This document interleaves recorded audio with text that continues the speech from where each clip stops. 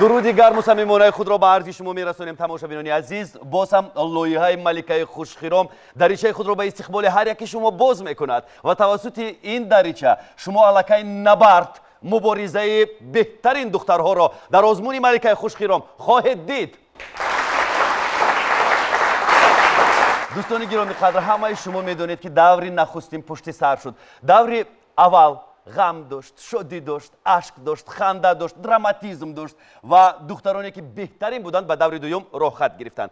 دور دوم نیز پشت سر شد و شما مخلصان همیشگی تلویزیونی سفینه شاهد آن گردیدید که در دور دوم دختران مهارت ملکه خود را در نزد تماشابین، در نزد مخلصان نشان دادند و اکثری از آنها به دور سوم راه خط گرفتند و اینک دور سوم شروع می شود. در دور سوم پرقوت‌ترین دختران بین هم قوه آزمایی میکنند. اصلا آزمون ملکه خوشخرام از سه دور عبارت است: دور انتخابی، دور دوم، دور سوم و دور جنبستی. دور جنبستی بعد از این دور دایر میگردد، ولی باید به عرض همه تماشابینان برسانیم که ملکه خوشخرام را برنده شاه جایزه این آزمون را تحفه پرارزش جواهراتی که 20,000 سامانه ارزش دارد در پیش منتظر است. 5 نفر از اشتراکچیان لایحه ملکه خوشخرام برای دریافت شاه جایزه این آزمون بین هم می جنگند، به اصطلاح مبارزه میبرند و ما نمیدونیم که این جایزه، شاه جایزه، نصیب کدام از دختران میگردد، ولی دختران بهترین برنده مکافات این آزمون میگردند. اما مکافات اساسی تنها با یک نفر تقدیم میگردد. من میخواهم که هیئت داوران را برای شما معرفی کنم. سید علی گدایف، استاد رقص، راهبر گروه کودکانه انسامبل دولتی خدمت نشان داده لالا. استاد رقص، هنرمند شایسته تاجیکستان امان موسویف. شاهزاده بانو سلامовна، директор колледжи ҷумҳуриявӣ хореографии ба номи Малика Собироваи шаҳри Душанбе. ҳамчунин Исматулло Файзуллоев, сарбалитмейстри филармонияи давлатии ҷумҳуриявӣ ба номи Акашариф Ҷураев.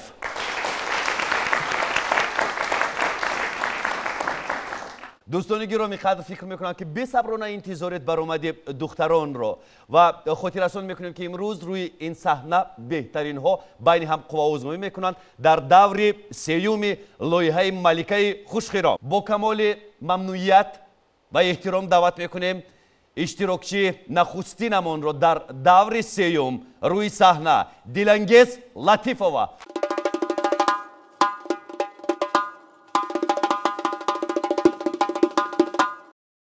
مثل کپک خیرامیدن و با کتف زیباجو ماندن خاصی دلانگیز است. او الکی با تبسم دلربای خود به دل راغبان آزمون ملکه خوشخرام راه یافته است. او چنان رقص را دوست می‌دارد که حتی هنگام از این آزمون واقع شدن از بیمارخانه گریخته بهر اشتراک به این آزمون به پایتخت رهسپار می‌شود. او اینقدر جرأت، اینقدر متانت و جسوری و قوی ارادگی در وجود او مسکن گرفته است. دلانگیز، در ناحیه فرخار همه دخترها با مثل تو چست و چالاکند و با جرأتند، یا اینکه از میان آنها تنها تو همین گونه هستی و با آنها مانندی نداری؟ نه، من با آنها مانندی ندارم. هر باری که نزد داوران مهارت و استعداد خود را نشان میدهی، تو را یک هیجان روی صحنه فرا میگیرد، لیک ما بیننده ها آن را پی نمیبریم. یعنی سیری تو در چی است که دائم تبسم میکنی و در صحنه بسیار آزاد میرقصی؟ انا همین در صحنه آزاد بودن را از کی آموختی؟ از مادرم آموختم. مادرم هم صنعتکار بود، بسیار چیزهای هم صنعت اشتراک کردن. همه وقت مادرم میخندید. بعد من از مادرم یاد گرفتم. دلانگیز، در آغاز مشکل بود روی صحنه برآمد کردن یا عین زمان نهایت دشوار است نزد داوران رقصیدن؟ برای من امروز بسیار دشوار است که بسیار تیاری جدی دیدم. کمتر دلم در ترس است. طول چند هفته است که در وقت ساعت‌های گوناگون پارچه‌ها طریق مؤسسه دولتی تلویزیون سفینه از ملکه آزمون پخش می‌گردد. هنگامی که در بیرون تو را مردم می‌بیند، چی گونه به تو نظر می‌دوزند؟ دخترها میگویند که تو نبودی که در تلویزیون شما را نشان دادن. بعد من گفتم بله. رفتم باز پیشم دخترها برآمد شما را تلویزیون نشان ندادن؟ گفتم بله. یعنی شناختن؟ بله مرا شناختن. بسیار خوشروی رقص کردی گفتن. من هم خندیدم. بعد گفتن چی با همه وقت میخندی؟ گفتم من هم خیلی از مادرم یاد گرفتم. دلانگیز این نوبت روی صحنه میرقصی. با جرأت باش تمام مهارت و استعداد خود را این نوبت بهر داوران نشان بده.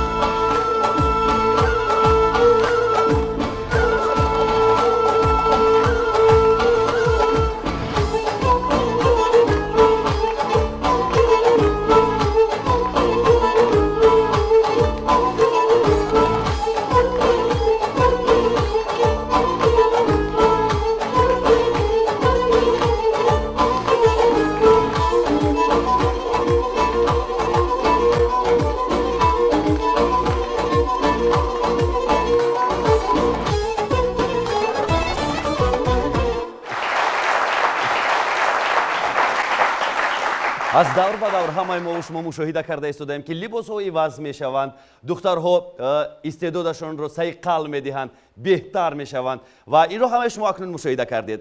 اکنون که نزدیک می شویم با خط مره، فکر می کنم که دلانگیز گفتنی ها دارد. دور اول زینه یکم بود که تای شد، دور دوم زینه دوم بود که دلانگیز تای کرد و زینه سوم این زینه حل کننده است، زینه که اشتراکچی را نزدیک میکند برای به دست آوردن شاه جایزه آزمون ما. من خیلی زحمت کشیدم که تا در دور سیوم گذارم. خیلی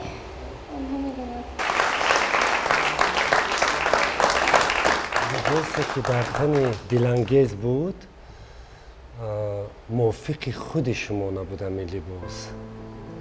بعد او گردنبندی که شما در گردنتان آویختید موافق وی شما نبود. چی میگن؟ وزنش هم موافق هر یک لباس و هر یک زر و زیوری که وقتی انتخاب میشد موافق سرود، موافق رقص، موافق حرکت باید وی خوب آموخته کردن در کار. لباس تون نبودیم، زر و زیور هم تون نبود. که در دورهای دیگر من راست گپ نبودم، اینقدر نمیدونم که دور یکم چه خیلی بودی تو دوم چه خیلی بودی. در دور سیوم برای آزمون چه خیلی گفتی که زحمت کشیدم، نه اونقدر زحمت کشیدگی.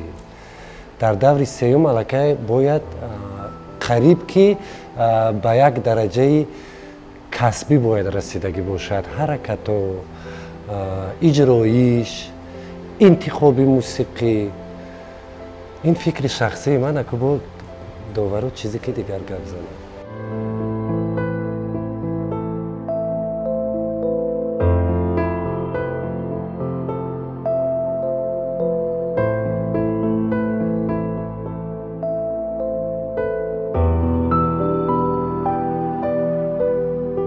خیلی عجایب رقصیدین شما، هم کتفجمانی هم پوزانیتون همش با موسیقی برابر بودن و فقط یک چیز رو موازی نگاه کردم، شما با یک طرف فقط چرخ میزنید. همه حرکت این همین طرف میشود، همین طرف، اما چرخ زنی شما فقط یک طرف بود. چند قی چرخ میزنید، یک طرف با چرخ میزنید. برای همین من همین و کمبودی رو در رقص دیدم. دلانگیز در اینجا خیلی خوب رقصید و اشک خرسندیش میرسد در این روی صحنه. ما شاهد اون بودیم دلانگیز چون که سه دور شما گذرانده و در سه دور این استادای هنری که در اینجا با شما بها میتیم و اشکی که ریزاندید شما قبول کنید و در دیگر موردها این چیزها رو، این خطاگی های رو که امروز روی صحنه آوردید با طرز استاد معلم گفتن که لباستون کمی بیگانه هست، تنی خودتون و زر و زیورتون کمی من اینجا با گپ میزنم کمی همون کرته با درازتر از زانو پایان می بود که ما همون چیزی رسمی و همون شرممونه گم نکنیم. در همینجا شرم تاجیکانه که ما داریم همون لباس کم درازتر من بینم که کمتر و لباستون لباس از خلق نقش و نگارش گرفته شدگی، لیکن دخترش کمتر دیگر خیلتر اومدگی مطابق نیست. همون سال درستر میکرده تو با خوبتر میشد. بعد درباره رقص اینجا گناه گپ زدنی هم که همین سه دور با همون حرکت هایی که اجراییشش بود دلانگیز جون همون حرکت ها رفتن وای خنده و ابرو پرانی ها دیگر نشدن. همون زیباگیت بود ولی حرکت کمتر نوآوری ندار آوردی در این رقص. همین قرار گفتنی هم است.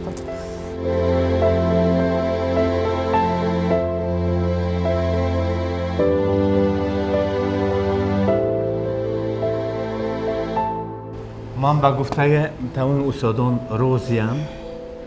لباست عالی جناب است، نه تنها برای این رقص نه. لباس اگر تو یک سعودی کوهستانی استرادی میگرفتن با لباس میرقصیدی عالی جناب بود.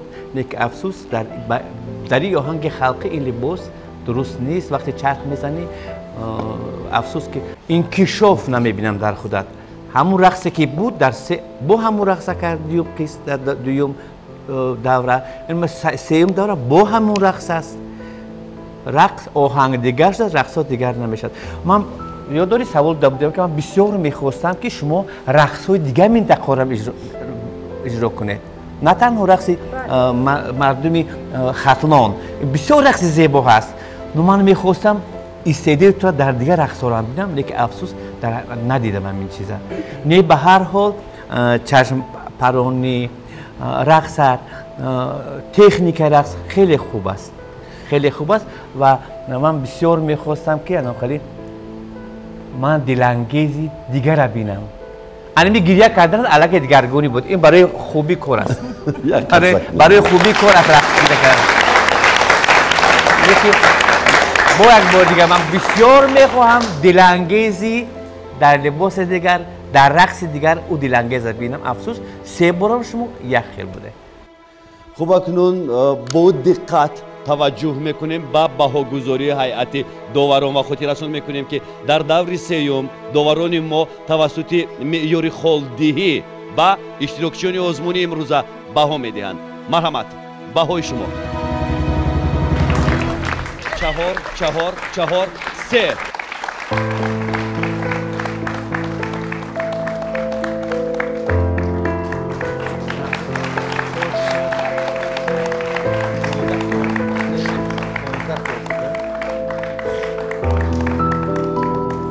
Bu kafku bir güzel bir.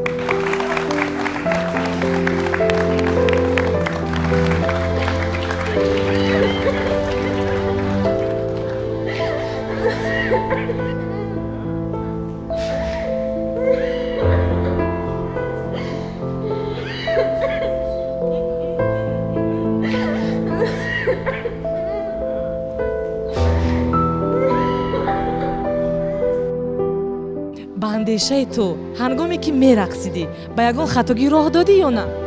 Ман ба ягон хатогӣ роҳ надодам. Ман аз баҳои додагиашон розӣ нестам.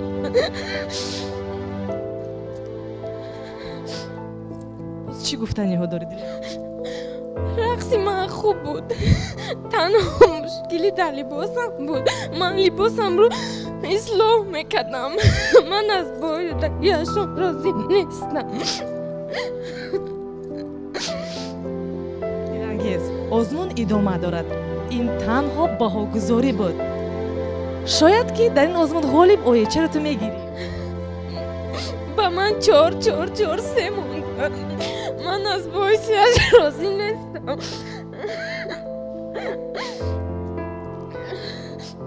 агар ба ту як маротиба дигар имконият диҳанд, ислоҳ мекунӣ? бале, ман ислоҳ мекунам.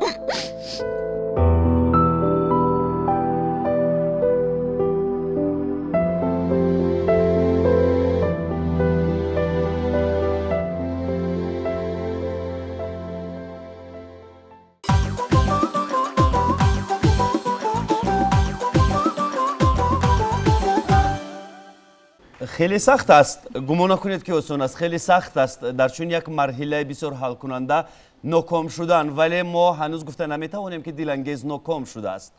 خالهای داوران این معنای آن را دارد که در آخر جنبست میکنند و اگر 4-4-4 و 3 گذاشته داوران مطابقت کند، یعنی برتری داشته باشد نسبت به دیگر خالهایی که دیگر اشتراکشون میگیرند، این معنای آن را دارد که دلانگیز با دور نهایی، یعنی با دور جنبستی راه مییابد.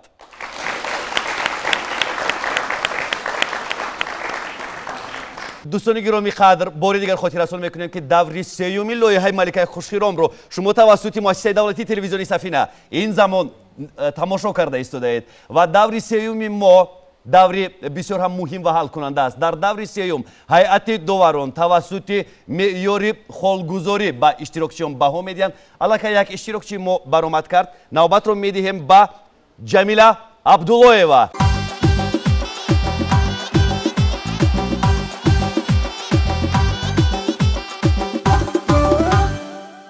دانشمند ابراز می‌دارد که رقص با امثال ورزش با منفعت سالمی است.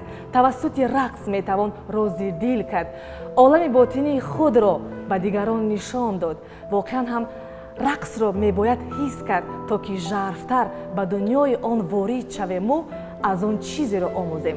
جمیله هر باری که روی صحنه میرقصد او میکوشد لباسهای زیبا و شیرین و دلربا را دریافت نموده به بر کند و عین حال میبینیم بسیار یک لباس زیبنده را به بر کرده است. از این بر میآید که او دویم تلاش میکند تا که غالبیت نصیب او گردد. همینطور جمیله؟ جمیله بانو، خوب در اول مشکل بود روی صحنه رقصیدن یا عین زمان بنیهایت دشوار است نزد اینقدر مخلصان رقصیدن؟ البته که اول دشوار بود و حاضر در اینجا هیجان هست. باز میخوایم که برای جای شده در هیجان هستیم. حاضر مشکل است. برای آماده کردن رقص نوبتی تنقیصی نکشیدی جمیله؟ البته تنقیصی ها بودند. ما برای موسیقی فکر کردیم که کدام ژانر را انتخاب کنیم. در همینجا بسیار مشکلی بود و تنقیصی کشیدم. در نتیجه موسیقی لازمه رو دریافت کردی یا نه؟ البته که دریافت کردم و به تیاری خوب اومدم. عین زمان پیش از آنی که به صحنه برآمد کنی چگونه حسیات تو را فرا میگیرد؟ به زبان آورده میتوانی؟ حسیات البته که از در ترس هستم. از میبرایم چه خیلی من رو در آنجا قبول میکنن، از آنجا چه خیلی من رو جواب میتین. البته میگذارم یا اینکه نه. در همینجا در حسیات هستم. خوب جمیله بانو، صحنه زیبای ما آماده است تا که در آنجا با رقص‌های موزون خود به دل داوران راه بیابی. موفقیت به تو. رحمت.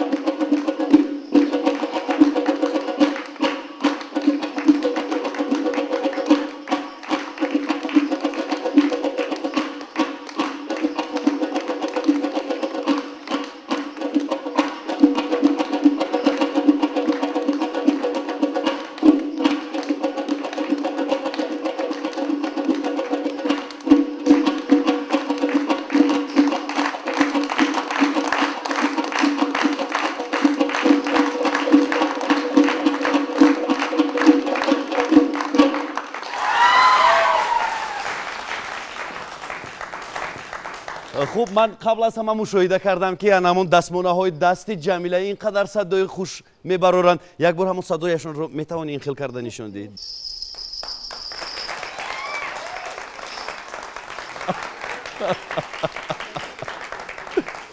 مرحمت هیئت داوران. خب جمیله خان، لباسایی که در تن شما هست انتخابش در یگان که شما یاردم دادگی هست یا نیست؟ البته که با من مادر جانم یاردم دادن. مادر جان.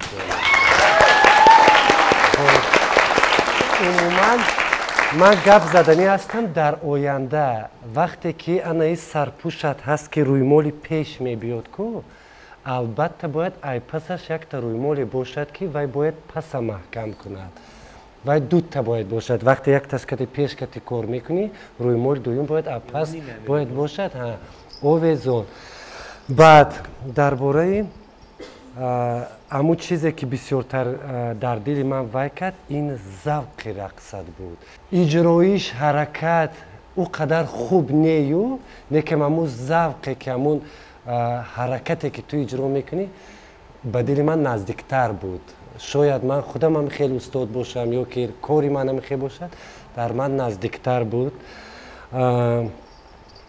اگر کوشش کنی قد و قامت خوبم داری اگر که به فکر من اگر نزد یکم استاد رقص میرفتی کسبی در دوام گذریش از یک دور به دور دیگر به فکرم خیلی بهتر میشد خیلی خوبتر میشد این کسی استاد سختگیره نه زمین کسبی یک سوال گفتید که اجرایشون قدر خوب نیو یعنی یک معنای دیگر داشت اگر خوب نبود پس میتوانیم این رو مفصل‌تر بگویم که کجاش نه من برای وفتم چی میگن اجرایش حرکت تکنیک حرکتش به همون ذوق درونیش خیلی خوب بود اینه که وقتی که اجرایش هر یک حرکت مثال ما میگیم این سیوم حالتی دست وقتی برداشتنی سیوم حالتی دست یا که وقتی پنجه دست مثال توپ داده برداشتنش خوب نبود اجرایشش به همون فهمیش خودش بود برای میگم اگر نزد یکم استاد میرفت همین چیز شد یعنی اون برداشتنی دست چگونه باید می بود این دست بر دارد کمتر ویش هم بر دارد دست زن انه خیلی نیم دایره میشد راست نمیشد دست زن انه دست بالای باشد بالای سر دویوم سیوم به هر حال این اکو فکر شخصی من بود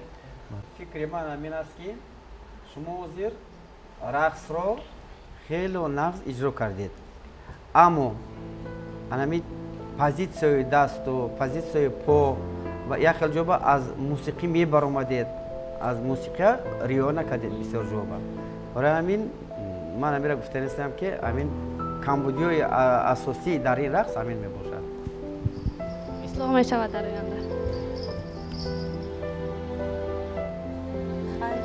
من چی گفتنی داریم در بر خود ما دعوت کردیم دو استاد که ما کمتر به حد شما سختگیری کرد خودتان در دور یکم دویم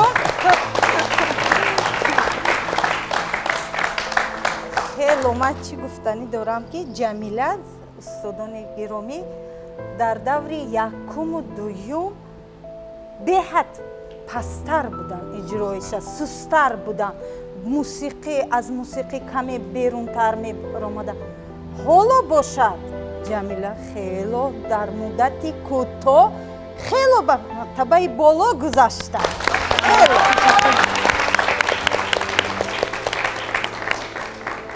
اگر از بالای خود کار کند باز بسیارتر وقتش مهلتش بسیارتر می بود این دختر بود در این روی صحنه کو بسیار چیزهای با من پیشکش میکرد یاد دارم در دوره یکم رقص ریک کرده بودم در دوره دوم رقصی گفتم من با دختر ایوا خوردم یک موسیقی سیمفونیست که ارکستر بود که خیلی بد نبود من علاقه قسم سیم رقص بخاری کرده است یعنی آهنگ بسیار مشهوری مجنون براتوف است یعنی آهنگ شما این وقتش ملکه قلندر و در این آهنگ رقص میکرد شرافت رشید و رقص میکرد در این آهنگ نامش ستاره است مجنون براتوف آهنگ مجنون براتوف برای همین من میگم که قسمی دوره یکم دوره دوم دوره سوم لباس هم بد نیست لباس خوب است لباس زیبا است با تو من علاقه استاد حس کردن که قد و قامت خوب داری دستی خوب داری آینده تیار شو با نزدی استاد خوب اکنون من روزیم به گفته هستم استادو که حرکت ها هست قد و قامت هست تازگی در حرکات نیست علنگه در دل هست علنگه او رقصی که باید در دل هست نو علنگه را باید براری که همه چیز درست شود بد نبود خوب اکنون دوستانی گرامی قدر توجه میکنیم با بهاگذاری هیئت حکمان مرحمت چی بهار و سزاوار میبینید شما برای این اشتراکچی ما؟ 4 4 4 3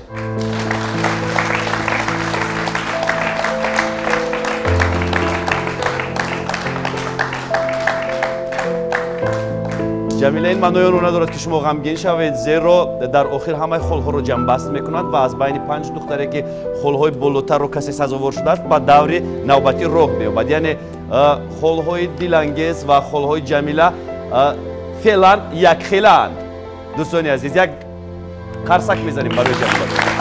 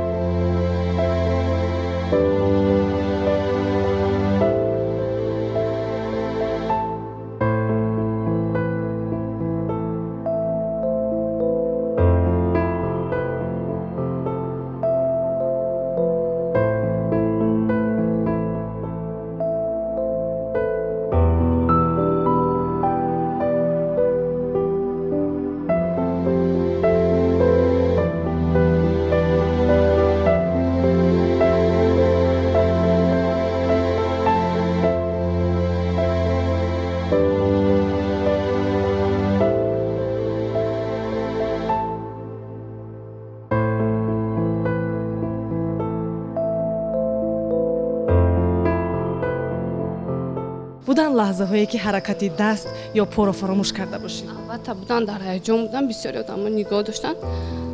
албатта ки финал аст, дар ҳаяҷон будам, ду ҷои рақсамро аз фаромӯш кардам. баҳое ки аъзои доварон ба то гузоштанд, розӣ шуда метавонӣ ё? аст дар насиб ҳамин буд, аст розиям. яъне он ҳамаи эродҳое ки аъзои ҳакамон гирифтанд, ту қабул дорӣ ҳамин гуна? албатта. ягон гуфтание дорӣ?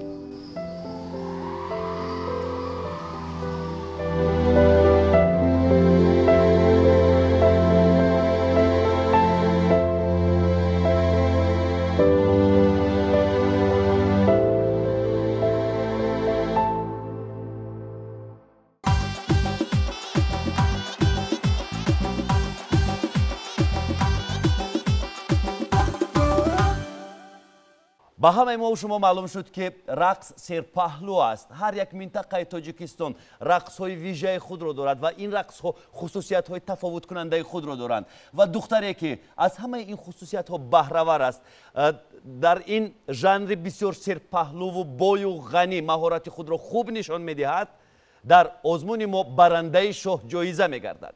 با کمال احترام دعوت میکنیم فرانگیز احمدова رو.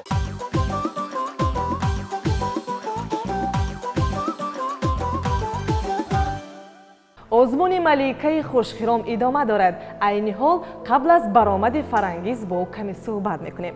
Фарангиз, чӣ тавре ки мо медонем шумо донишҷӯ ҳастед, донишҷӯи курси 4. ҳамин тавр? дар куҷо таҳсил мекунед Фарангиз? донишгоҳи славянии русии тоҷикистон.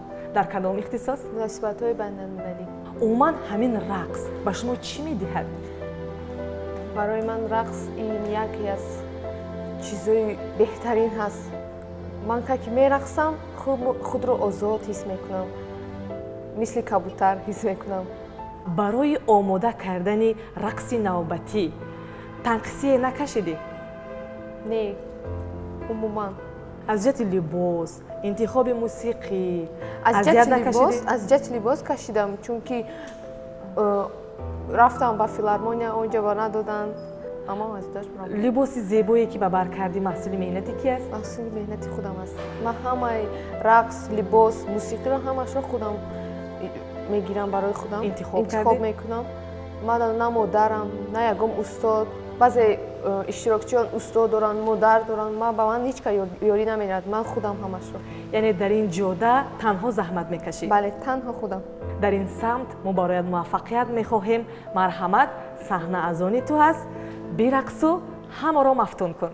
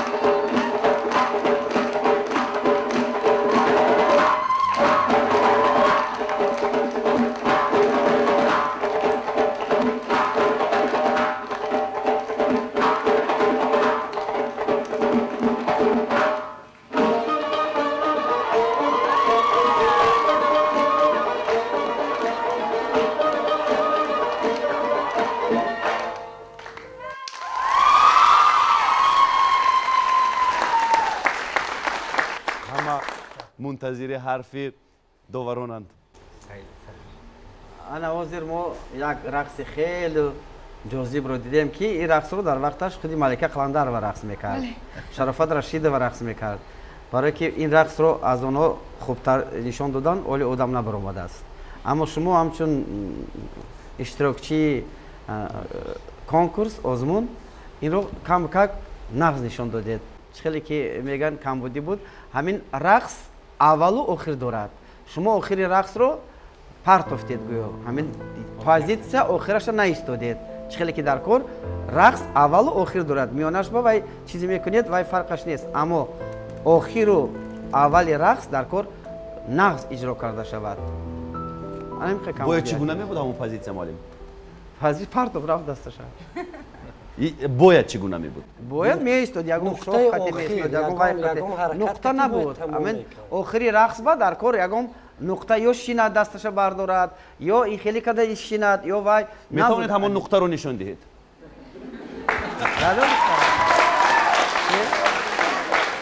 شما همراهی ملکه قلندر و شرافت من معلم نشون میدم. چی است نقطه آخرش؟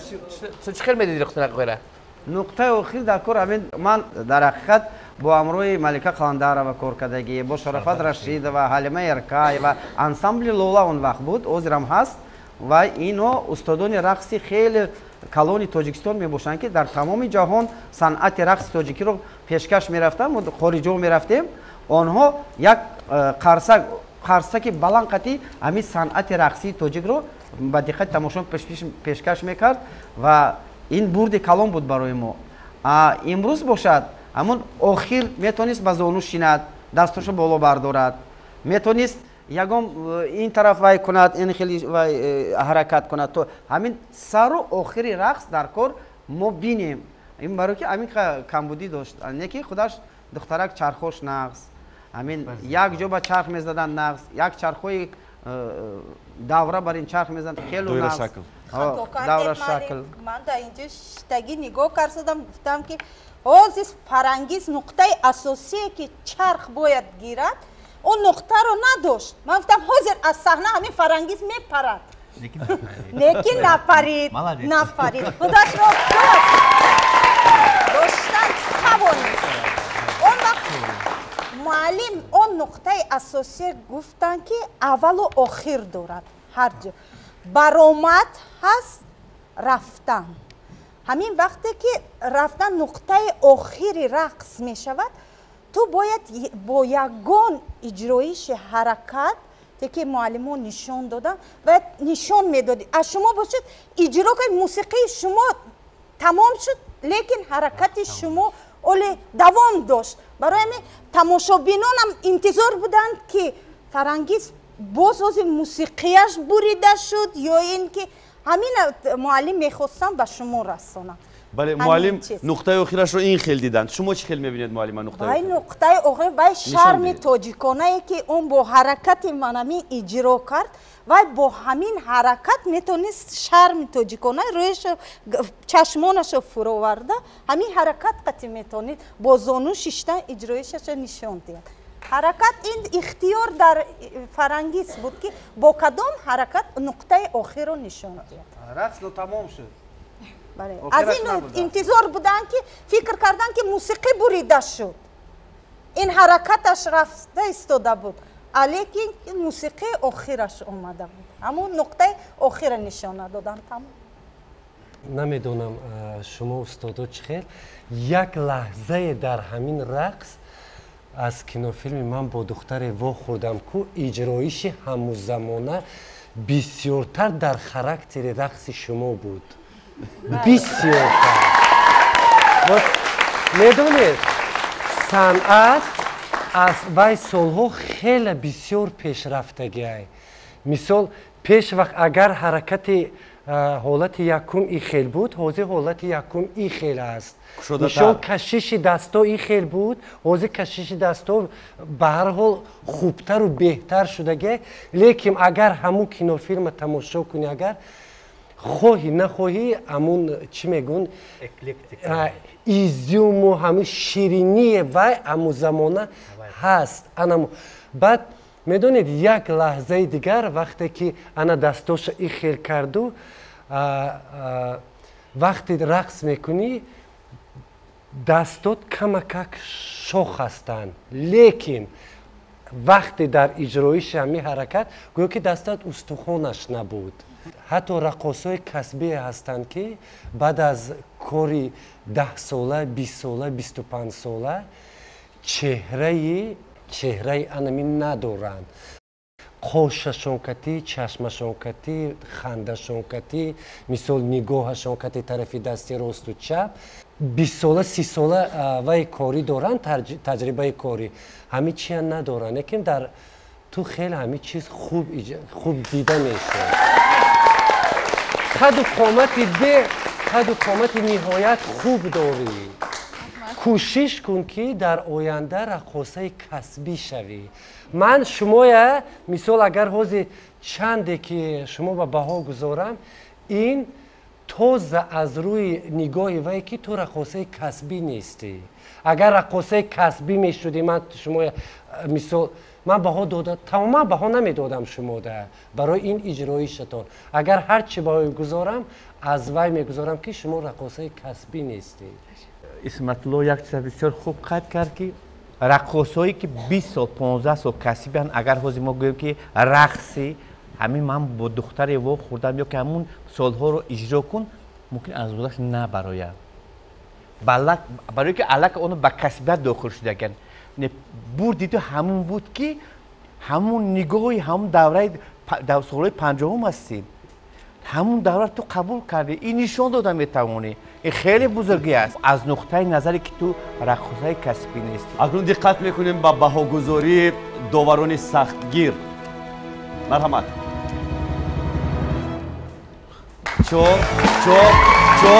چور تبریک.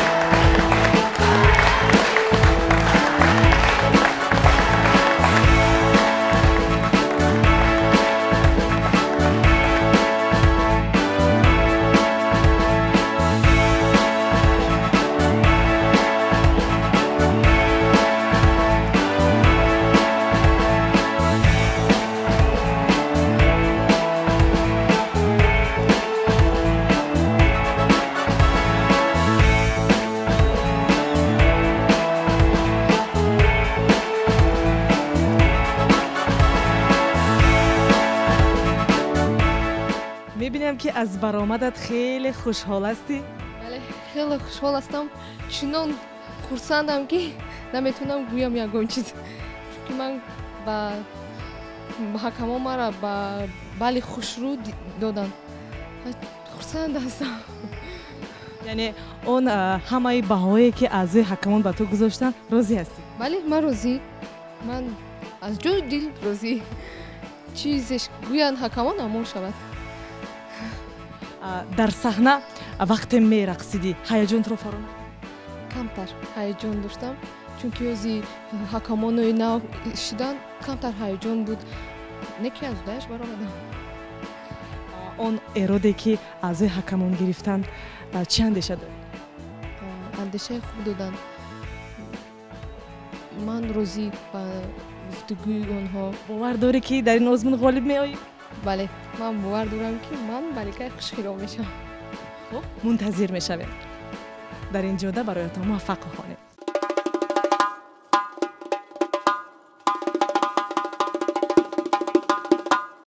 در همین صحنه که برای آزمون ملکه خوشخیرام آرایش داده شده است هنرمندان بسیار نامداری ما میرقصیدند. چند سال پیش ملکه قلندرова شرافت رشیدова و دیگران محض در روی همین صحنه برآمد میکردند خیرامیش های نازک خود را نشان میدادند.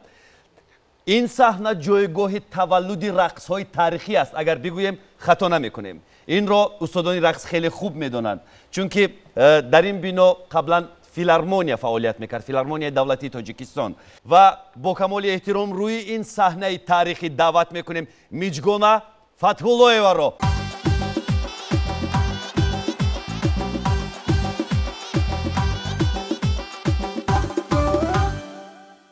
дар саҳна ба ноз рақсидану мисли мор печиданро миҷгона хоси худ мешуморад. Рақс ин шуғли дӯстдоштаи ӯ мебошад. ҳаёти худро берақс тасаввур карда наметавонад. ҳар боре ки рӯи саҳна озод мерақсад, тамоми вуҷуду ҳастиашро ба он мебахшад. рақс ҳаёти ман аст, рақс ишқи ман аст, рақс маънии зиндагии ман аст, мегӯяд Миҷгонабону. ин қадар муҳаббати беандоза нисбат ба рақс аз куҷо манша гирифт Миҷгонабону? саломи ман ба кормандони телевизиони Сафина, чунки ин барнома сеюмин бор дар телевизиони Сафина пахш мегардад.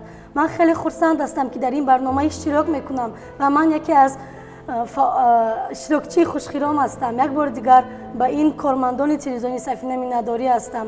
рақсро гуфтед шумо, ин барои ман ҳаёт аст, зиндагӣ аст, орзу аст, осмони беғубор аст, чунки ман берақс худро тасаввур карда наметавонам, чунки ман хурд будам, истеъдод доштам. ин истеъдоди ман худододист ки ман инро худам ҳис кардам дар вуҷуди худ. ҳар он вақте ки ман дар оина мерақсидам, мегуфтам ки ман истеъдод дорам, ман инро бояд таҳким кунам ва ман инро бо тамоми дунё барам.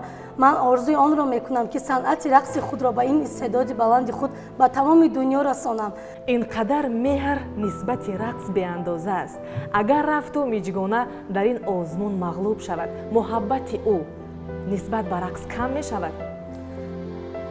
ташаккур, ман кӯшиш мекунам ки мағлуб нашавам, чунки ман ки рақс мекунам, рақоса ҳастам, ман намехоҳам ки аз ин қафо монам. хай ин худо худаш агар ки даст дар бандае ки бошад ҳамонро насиб мегардонад ва ман кӯшиш мекунам, ғайрат мекунам ки ҷои аввалро гирам ва ман албатта мағлуб намешавам, чунки санъат давом дорад.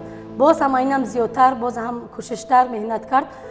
дар ин саҳнаи хушхиром гуфтанӣ ҳастам, як чиро ки кадоме ки меҳнат кунад, кадоме ки нағз баромад кунад, албатта ҳамон сазовори ҳамон ҷоиза мегардад. ман худро дар мағлуб ҳеҷ вақт тасаввур намекунӣ ки ту мағлуб мешавӣ? мумкин намехе бошад. кадом намуди рақсро имрӯз ба роғибони мо тақдим мекунӣ? аз ман намоён аст, албатта дар танаи ман чакан аст, табақ аст. ин рақси кулобии миллии тоҷикӣ аст ки бо чаканаш тоҷикро мешиносанд. албатта ман гуфтанӣ ҳастам ки мана чакан, табақ ва ман ин рақси кулобие ки бо номи виртуоз ном дорад рӯи саҳна мебароям. мо барои шумо муваффақият мехоҳем. марҳамат, саҳна аз они шумо аст. тамоми истеъдоди худро имрӯз ба роғибони озмуни маликаи хушхиром нишон бидиҳед.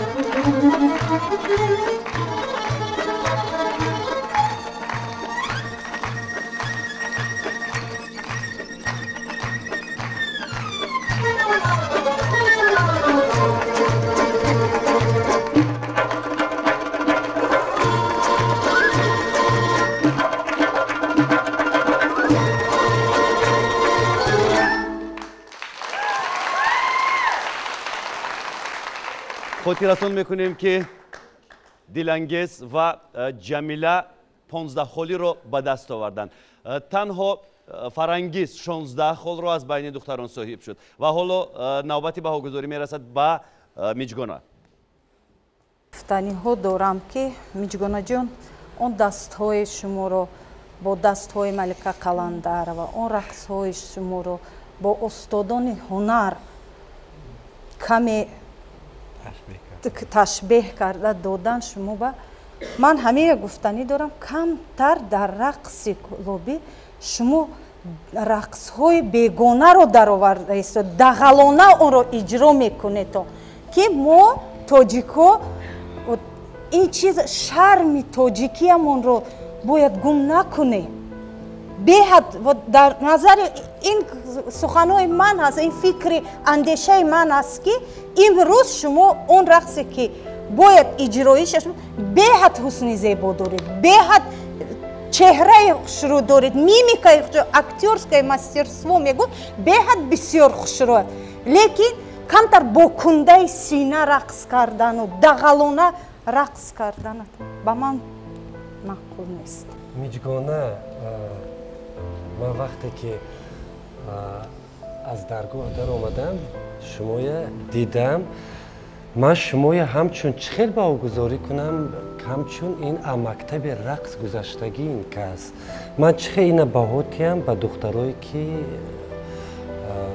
مکتب رقص گذشتگی نیستن به هر حال خوب باشدم گنده باشدم بدم باشد بلندم باشد پستم باشد اگر به هر حال میگونه تو مکتب رقص گذشتگی تکنیکای خوب داری تو بهترین رقاصه‌ای که چی میگون لیریکی نیو تکنیکی رقاصه با قوت تکنیکی هستی با فکر من کو اگر کدام استاد رقصی باشد که از جهت تکنیکا برای تو اگر یکم نامری رقصی ماند اگر با خوبی با آسانی عهده‌اش میبروی فقط شاید که ممکن که چخیل گم همه خطوی مکتب رقص همه خطوی تربیه کردگی هم شاید که این گناهگار شما نباشید به هر حال من فکرم کردم باید من معلومات دیگر چیزی که گپ زدم رقصی که میجگونا وزیر وای کردین با تماشاگران پیشکش کردید این رقص رو شما خیلی عجیب رقصی از اون سبب که شما آن میزانسن میگن یعنی همین تمام دوره ها چرخ ها همش از روی رقصی پروفسیونالی مونده شده است من همین رو گفتنی هستم که میجگونا تو همین رقص رو با تمام قاعده هایی که در نقش و نگار رقص می باشد یعنی چرخ گرفتی یعنی دیاگونال کار کردی یعنی ششتون خستن با طبق خیلی عجایب کار کردی این با من معقول شد. میجگونا در دوره دوری در زیر کدام موسیقی رقص کرده بودی؟ در دوره یکم این یک آهنگ بود. دویم اینم کلوبی بود. همین موسیقی بود. نه این نبود. بله همین موسیقی بود. رقص کردی اینجا طبق علاوه کردی. اینجا طبق علاوه کردی همین رقص بود. همین موسیقی بود. در همین رقص کردی دوره دوم اینجا طبق علاوه کردی. به هر حال این گفتی مردم میخی این نامر نیست.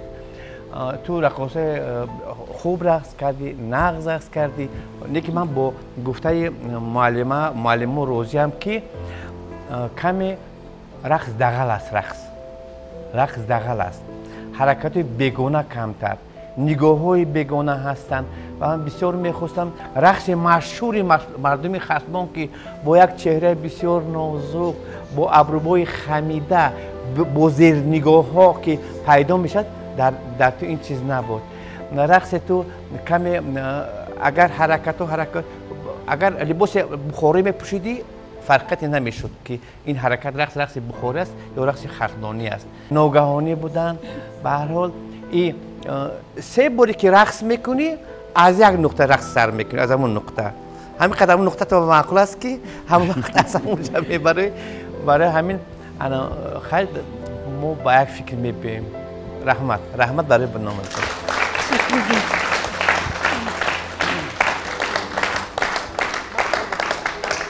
خب اکنون بهاگذاری هیئت داوران توجه میکنیم، با تمام هستی توجه میکنیم. بفرمایید. 4 3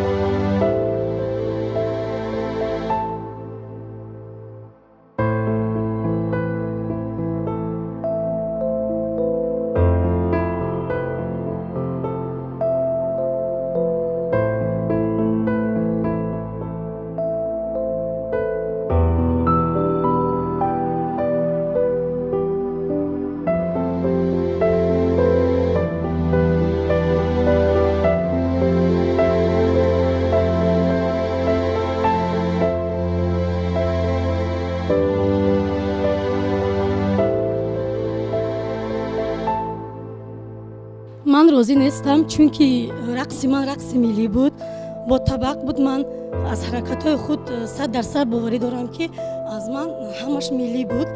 من راضی نیستم. هنگامی رقصیدن با یگان خطاگی روی صحنه راه دادی؟ ممکن داده باشم، حکمان این رو حس کرده باشه، لیکن من خود حس نکردم.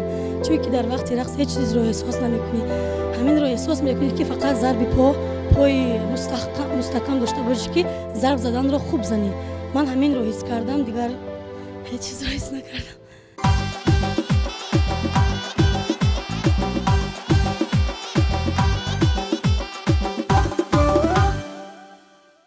دوستان گرامی، ما از ابتدای برنامه گفتیم که هیئت داوران خاطربینی نمی‌کنند، یعنی خاطر هیچ کس را نمی‌بینند، فقط هنر را قدر می‌کنند، هنرمند را قدر می‌کنند و هنر آنها را بهاگذاری می‌کنند و ما شاهد این چیز هم شدیم در روند برنامه، در جریان برنامه. دوستان گرامی، قدر با کمال احترام دعوت می‌کنیم اشتراکچی آخرین دور سیوم آزمون ملکه خوشخرام عزیزه علیeva را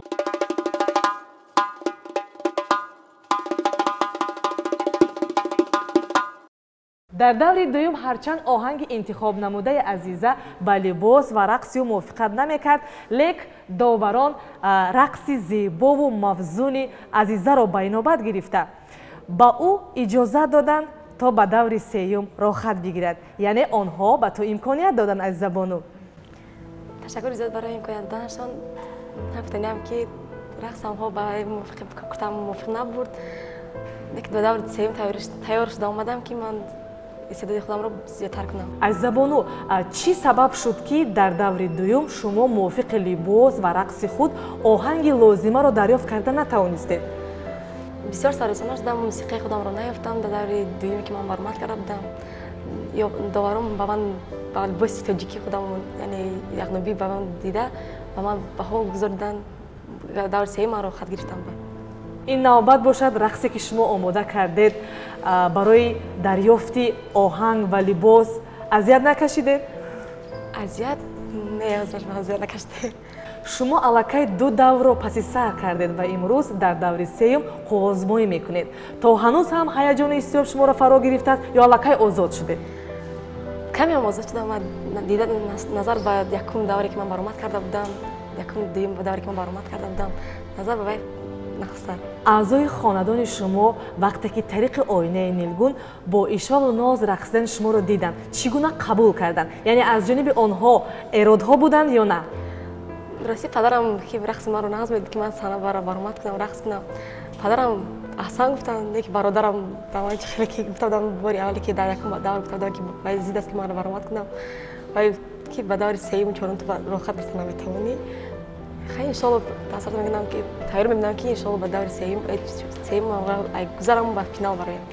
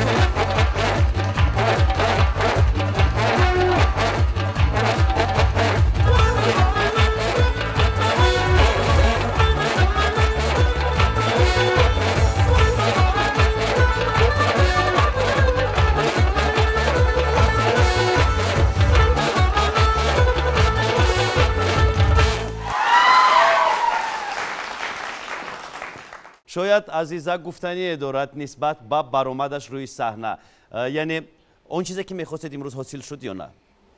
ولی حاصل شد. کمی هم ترس. در وقت چرخ اینجا قریب می‌افتید.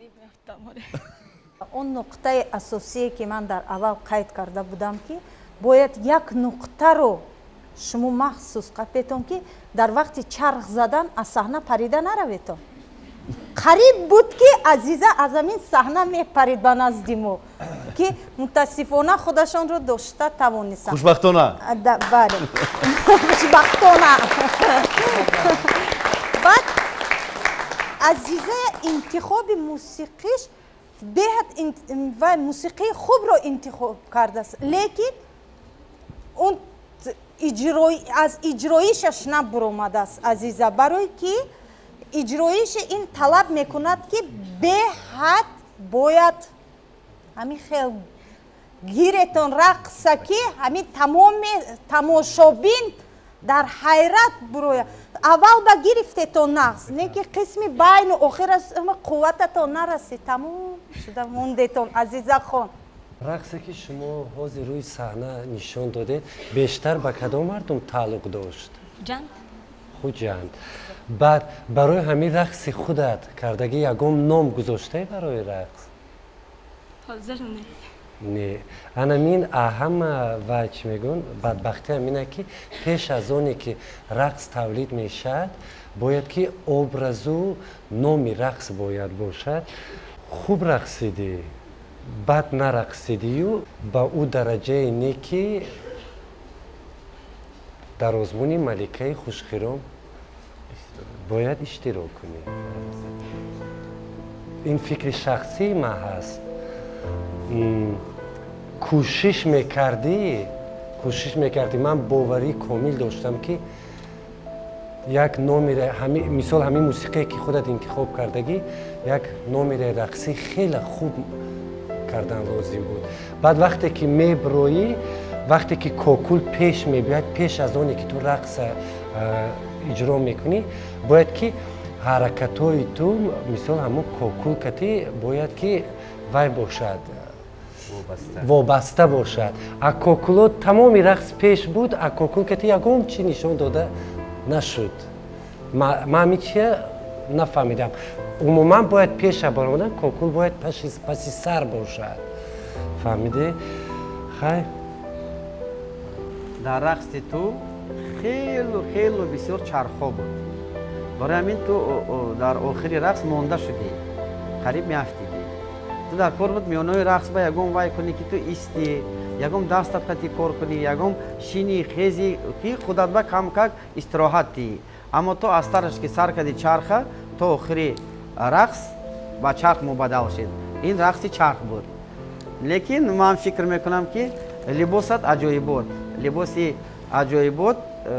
خودت و فیگورال نه دختره که قد برای خشراک با رقص با تو میزیبد و همین با گفتنی هستم که اگر تو با در یکم انسامبل اگر مخش کنی یا رفته کار کنی من فکر میکنم از تو یک رقصه خیلی عجایب میشود. بسیار رقصه خوشخرام بود در انسامبل لاله خاصیت بایه او یک رقص عجایب داشت نام رقصش پران با چرخ سر میشد. صدر هم خیلی بود با چرخ سر میشد رقص پران با چرخ تمام میشد. اما رقص تو نزدیک به همون رقص بود لیکن چرخهای اون رقص معنا داشتن. تو از اول با چرخ سر کردی با چرخ انکشاف دادی با چرخ تمام کردی. این چی گفتنی داشتی من نفهمیدم. 10 تا چرخ گرفتی بعد از 10 چرخ در یک حرکتی باید پیدا شود که اون چرخ را نشان دهیم برای چی تو چرخ گرفتی یا پیش از چرخ گرفتن یک حرکتی باید باشد که برای چی چرخ می رود. برای من موسیقی وادی فرغانه بود. وادی ما نمیگم این موسیقی خوجند اون موسیقی وادی فرغانه بود و افسوس که اون موسیقی که بسیار علنگه و تابیشا و بلندی و پستی داشت او رو تو نشان دادن نتوانستی. افسوس به هر بسیار قد قامت خوش روی همه نگاه‌های خود نکن. افسوس که از عهده نشان دادن یه موسیقی نبرآمده و حرکت‌های چرخ‌های زیادی هم در اینجا بودن. بسیار چرخ‌های زیادی بودن که به خود تو خلل می‌رساندن. خوب منتظر بهاگذاری شما هستیم محترم داوران. سه 4 این باید عزیزا بانو رو دل شکسته نکند. از همه مهم پذیرایی مخلصان است برای عزیزا.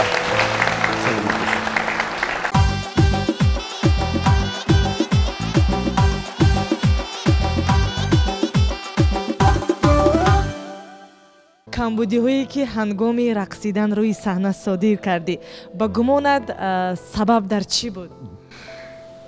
سبب در آن که من بسیار چرخ زدم موسیقی جذب‌آور بود خیلی بودم باید خودش را گم نکنم که من چرخ ساختار رو کردم که من آرزو دانستم نصیب در روی بسیار است انشاءالله نصیب اشتباه کنه. بهای حقی رو آنها به تو گذاشتن؟ آره بهای حقی رو من داوران به من دادن.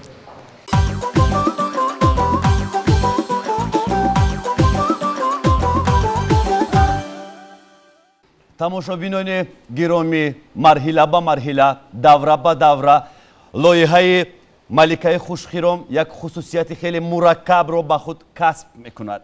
агар дар давраи аввал интихоби беҳтаринҳо якам кори осон буд, пас дар давраҳои минбаъда ин кор мураккаб шуд, зеро онҳое ки он қадар маҳорати хуб надоштанд аз даври якум ба даври дуюм роҳ наёфтанд.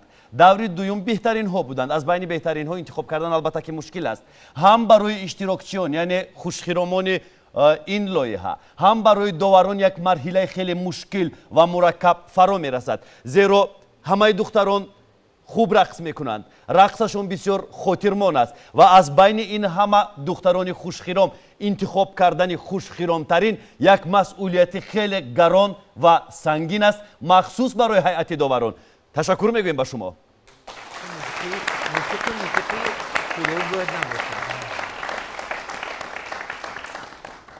акнун 5 нафар дар даври сеюми лоиҳаи маликаи хушхиром рақсид барои дарёфти шоҳҷоиза.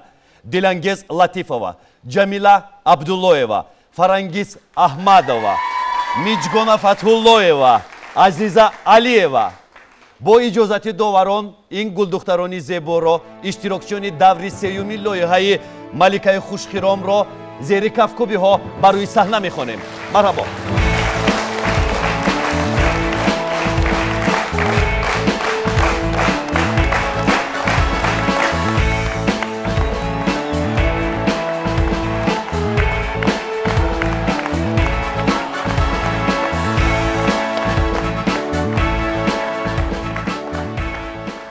дӯстони арҷманд, ҳоло ҳукми доварон бароварда мешавад. ҳукми доварон барои ширкат дар даври ҷамбастӣ. даври ҷамбастӣ давре ҳаст ки мо маликаи хушхиромро муқаррар мекунем. мукофоти бисёр ҳам пурарзишро ба ғолиби озмун месупорем ва дипломи расмӣ барои ишғоли ҷои нахуст, яъне ба даст овардани шоҳҷоиза ба ғолиби озмун, ба оне ки сазовори ҷои дуюм ва сеюм мешавад, ин марҳила пушти сар мегардад. ба ҳамин хотир дӯстони гироми қадр, биёед таваҷҷӯҳ мекунем ба ҳукми доварон. холҳое ки насиби шумо шуданд. дилангез латифова 15 хол,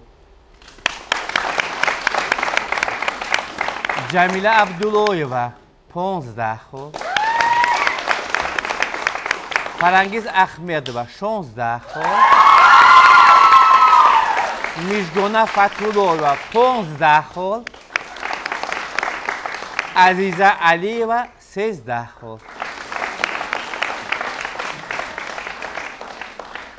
ва аъзои ҳакомот ба як қарор омадем ки аз ҳасаби 3 нафар як хела хол гирифтанд. 3 нафар. барои ҳамин агар мо хоҳиш мекардем аз режиссёри овоз як мусиқӣ гирифтамона ки ҳамин дилангез латифова, ҷамила абдуллоева ва миҷгона фатҳуллоева бо як бор дигар мерақсиданд дар ҳамин ҷо 3 нафар.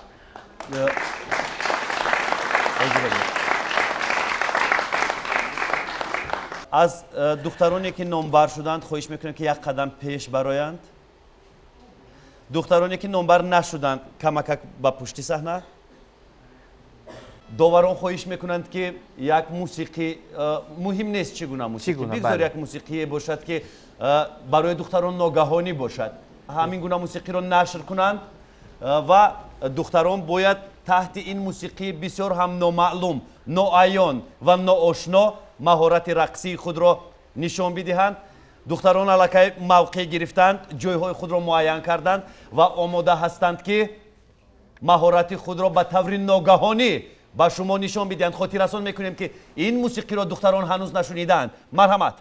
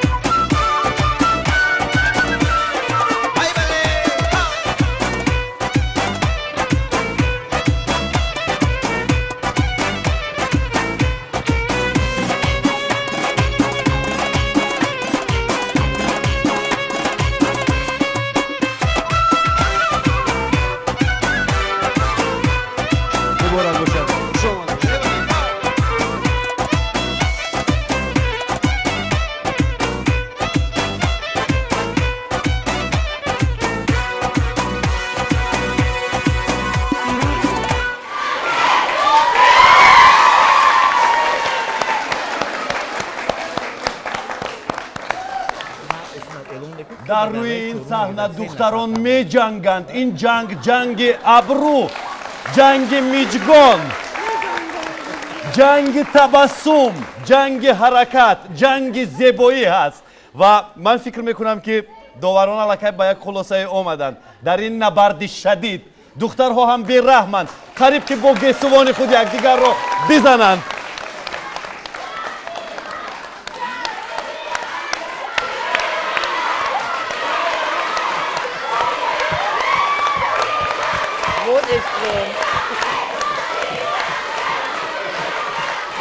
دوستانی عزیز توجه میکنیم، دوستانی عزیز تماشابینان گرامی توجه میکنیم.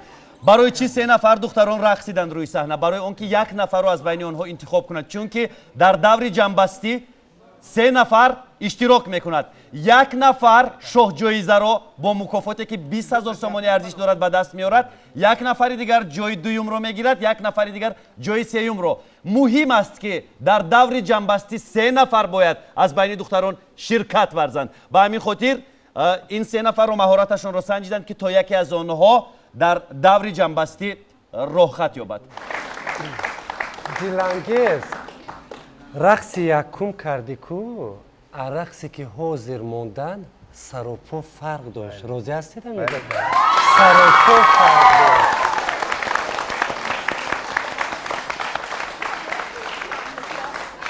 میدونی همی خیلی مهین سبوک در اینجا این خودش زد دست وای چرخ کرده خودی شما در فرق نداشت. خوب بود بعد جمیله عبداللهیوا جمیله تمامی انمی بردی تو در قد و قامت تو است. میدونی؟ بردی تو در قد و قامت تو. میجگانه او چیزی که من اراده گرفتند کو امو چه گوش نکرده. چه برای چی؟ زیبایی مردمی کوهستان، خواه مردمی بدخشان باشد، خواه مردمی ختلان زمین باشد، حرکت‌های ویا یک رقص دارن قنباق میگن، ژانر قنباق هست. انوای کم دارد حرکت‌های تیز لیکن دیگر حرکتاشون به حد نازک وای پامانیشون دست برداشتن و حرکت کتف و حرکت گردن و پراندن قاش و چشم وای تماما اون چیزی که تو وای کردی اجرایش تو از زمین تا آسمان فرق دارد. ها زمین چیه گفتن با همون کارو کردی. این بود وای مینوسی کاری خودت. در حقیقت خیلی که حکمان تماشا کردن از رقص شما رو همین چیزی که خطایی بود اسمت فیض‌الله به شما همانا رسوند. و من بهترین از میانه همه شما همین دلانگیز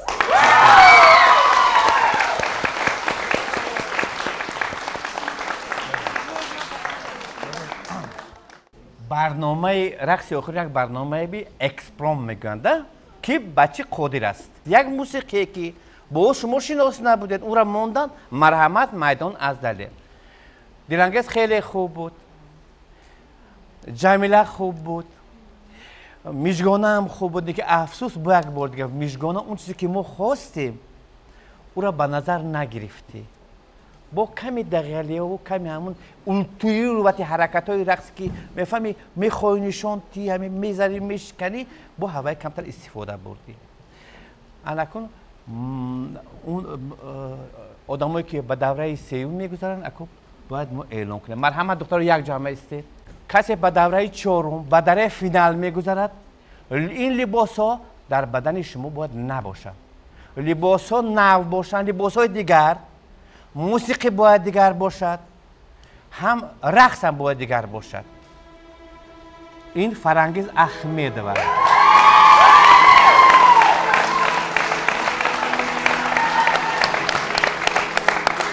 دلانگیز لطیفه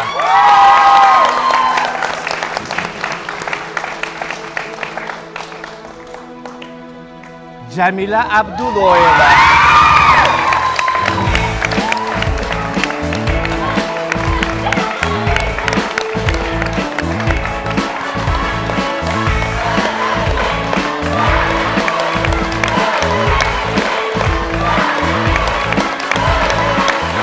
و با این دوری از همه مهم رو خط گرفتند همگی 3 نفر. دلانگیز لطیفова، جمیلا عبداللهова و فرانگیز احمدова.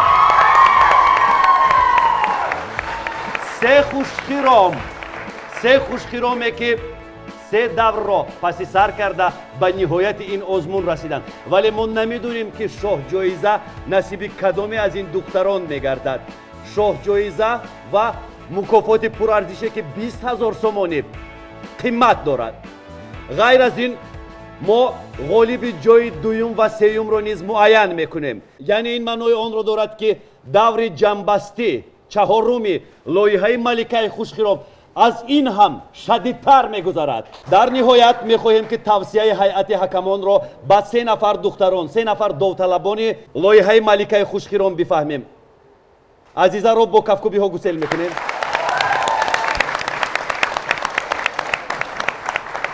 عزیزا صحنه رو ترک کرد، ولی این معنای آن رو ندارد که صحنه رو یک بار ترک کند. عزیزا جوان است، آینده میتواند مهارت خود را صیقل دهد، در این یا آن انسامبل رقصی با نفوذ برآمد کند، کار کند، فعالیت کند، هنر خود را رشد دهد.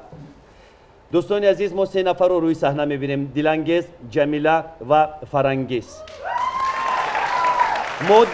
ما دلانگیز، جمیلا و فرانگیز رو در دور جنبستی منتظر هستیم و قبل از این میخواهیم که توصیه داوران رو برای بخش جنبستی بفهمیم. چی توصیه میدهید به دختران؟ باز یک بار دیگر میگم که دوره 4 این دوره حل کننده است و اون رقصایی که شما تا امروز کردید، اون لباسایی که تا امروز پوشیدید، در دوره 4 نبودنشون نه شرط نبودنش بهتر میشد، موسیقی نو میشد، رقصی نو میشد، لباسی نو میشد و از دلانگیز بسیار خواهش میکنم که در دوره 4 رقصت باید دیگر باشد. یگان منطقه دیگر جمهوری اگر رقص خطلانی بسیار زیبا هست، ما شما را در یک ابراز دیگر دیدنی هستیم.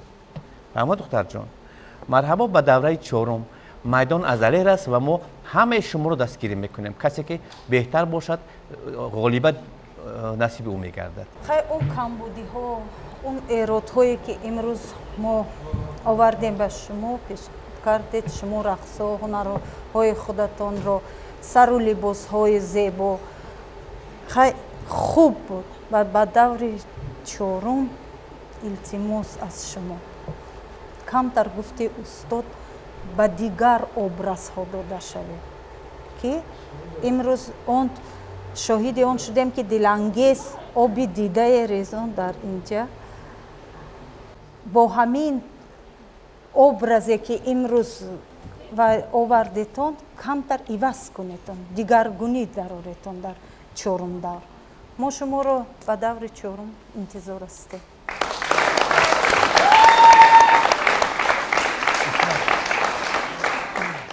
چهارم دور باید دوری باشد که از ها این طرف در آمدن تا آخری رقص کردن شما باید همش صنعت باشد. گشتنتانم، نگاهتانم، تماما او چیزی که امروز بود از زمین تا آسمان امروزه باید فرقیت داشته باشد. همه طرفه روید پیش استادای رقص، روید وقت دارید برای رفته و یا مصلحت گرفتن در طرز پوشیدن درستی لباس های منطقه ها، مثال تاقه چخیل می پوشن، سرانداز چخیل می پوشن، مثال کرته چخیل می پوشن. دلانگیز کفش پوش با قد و قامت با زیباتر میکند کفش. خب در تمام آزمون هایی که در تمام جهان شده میگذارد، از همین 200 کس، 300 کس، 10 کس، 5 کس همه گذاشته نمیتوانند. این آزمون است. در آزمون بهترین از بهترین رو انتخاب کنیم. لباس بدخشانی قطعی نشانتین، یگم که و دیگه دختر دیگه لباس قطعی، برای که این رقصویا چخیلی که استاد امان الله موسوی گفتن دیدن همین لباس های چند بار. پگو یک چیز نگاه تیار کنید که هم ما از این استراحت کنیم، هم تماشابین. برای همین من به شما موفقیت طلب دارم.